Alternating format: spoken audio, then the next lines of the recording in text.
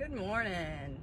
Guys, a lot of times people ask me, what does it entail to become a realtor? And I think what a lot of people don't realize is that once you receive your license, there are still classes that must be taken, hours that must be taken.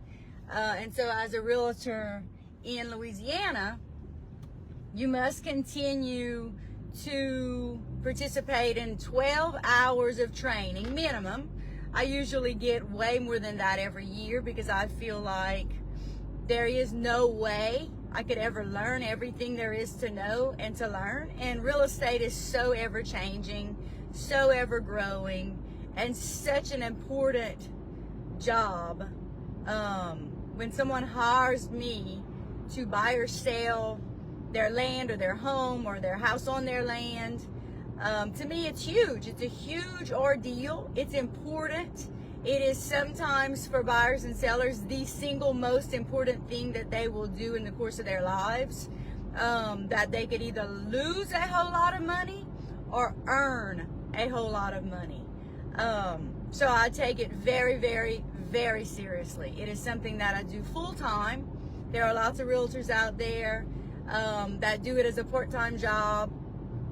When I got into real estate, I just went in full force and decided that it was what I was going to do. I was going to be successful at it, all in, the only job. And if for some reason I wasn't successful, then I would give something else a try. But absolutely, this has been 5 years since I've been in real estate. There is always something to learn. Every single deal, every single transaction is totally different. I learned something, sometimes good things I learned, sometimes not so good things I learned, but there's always a takeaway. And what I love the most is, I've heard some people say over and over and over again, you don't ever want to be the smartest person in a room. Never. So I love to surround myself with people who are smarter than me, who are more successful than I am, who may be, and that doesn't necessarily mean money. I love chatting with older people in their 70s, their 80s, their 90s, their 100s. I love having conversations with those people.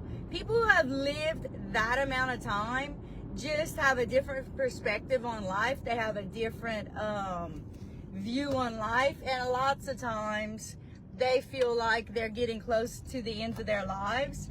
And so they're just embracing life full force. They're not real stressed about anything. Usually they're not working anymore, so they're not stressed with the work situation or raising children and those kinds of things.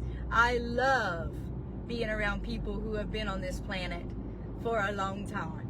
I also love children. Children can learn so much from the innocence and the happiness of children. Children are uninhibited and they're just joyful and they're just happy. And I love being with kids, which is one reason why I loved being a teacher and loved being in the school system. And those of you who know me know that 5 years ago I had moved up the ranks. The next thing in sight for me was superintendency, and that just wasn't going to happen at that time in my life. And so I got out, and real estate has been the biggest blessing for me. But I love the fact that every day is a different day.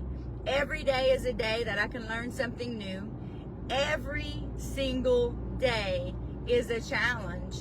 And I love a challenge. Love problem solving, love all the things. So if you're thinking about getting into real estate, I would say one thing you need to think about is, do you love to learn new things? Or are you always going to be wanting to grow and change and surround yourself with people who know more than you and who have been through many different transactions and seen many different problems? I know for me, when I got into real estate, I gravitated towards those realtors who I knew were doing lots of transactions and who could provide. And I'm back. And guys, I think I mentioned to you before, we switched a couple of months ago, back in January, to T-Mobile from AT&T, simply because they had better rates, they had a better plan. We all got free, I call them free, I'm sure nothing in this world is free, right? But free iPhone upgrades. But what I didn't realize is that in the country, in the country, the Wi-Fi service with T-Mobile isn't that great, and I'm in the country a whole lot of the time. So if I have poor quality or if it goes in and out, I apologize. T-Mobile, so our contract with T-Mobile expires in 2026 of January. So I'm just going to suck it up for the next couple of years and hope that they put more towers out in the country, because if not, it's just going to suck for a little while. But here's my point. If you're in any career, I would say never stop learning. There's always something new to learn. There's always smarter people than us out there. I love surrounding myself with people who are wiser, who are smarter, who have done more things than I've done, and who I can learn something from. There's always something to be learned from anyone, actually. From anyone on the planet you can learn something from. You have a great Tuesday. Reach out if you ever need anything real estate related. I'd love to have a conversation with you. I love just as much dealing with buyers as sellers. So if you want